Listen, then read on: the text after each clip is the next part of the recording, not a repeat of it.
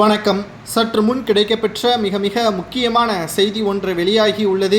மக்களவை எதிர்க்கட்சி தலைவர் ராகுல் காந்தி அவர்கள் அதிரடியாக கைது செய்யப்பட்டுள்ளார்.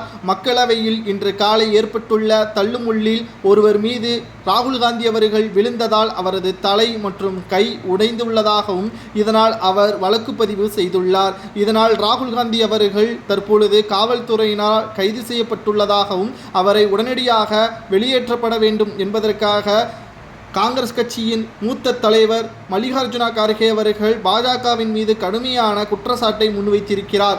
இதில் யார் மீது தவறு இருக்கிறது என்று பார்க்குமேயானால் இன்று நடந்த சம்பவம் ராகுல் காந்தி அவர்கள் எதர்ச்சியாக அவர் மீது விழுந்துள்ளது குறிப்பிடத்தக்கது. ஆனால் இந்த தள்ளுமுள்ளே திட்டமிட்டு செயல்பட்டதற்கு முக்கிய காரணம் காங்கிரஸ் தான் என்றும் பாஜகவினர்கள் குற்றம் சாட்டி வருகிறார்கள். நேற்று அமித்ஷா அவர்கள் மக்களவையில் அம்பேத்கர் என்று முழக்கமிட்டார்.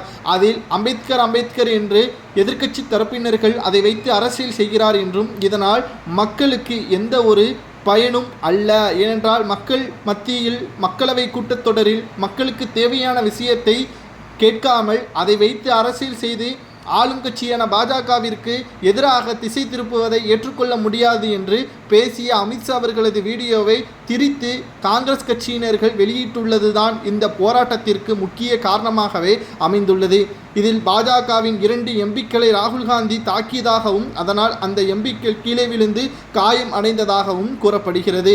இந்த நிலையில்தான் இது குறித்து பாஜக எம்பிக்களை தாக்கியதாக ராகுல் காந்தி மீது போலீசார் வழக்கு பதிவு செய்துள்ளனர். இந்த வழக்கின் விசாரணைக்கு பின்னால் ராகுல் காந்தி கைது செய்யப்படுவாரா என்று ஏற்கனவே தெரிவிக்கப்பட்டிருந்த நிலையில் கைது செய்வதற்கான அனைத்து ஏற்பாடுகளையும் பாஜகவின் எம்பிக்கள் செய்து முடித்துவிட்டார்கள். என்று இரவிற்குள் ராகுல் காந்தி அவர்கள் கைது செய்யப்பட்டால் நிச்சயம் இந்தியா முழுவதும் மிகப்பெரிய அளவிலான போராட்டம் நடக்கலாம் என்றும் ஏற்கனவே உள்துறை அமைச்சர் அமித்ஷா அவர்களது பதவியை ராஜினாமா செய்ய வேண்டும்.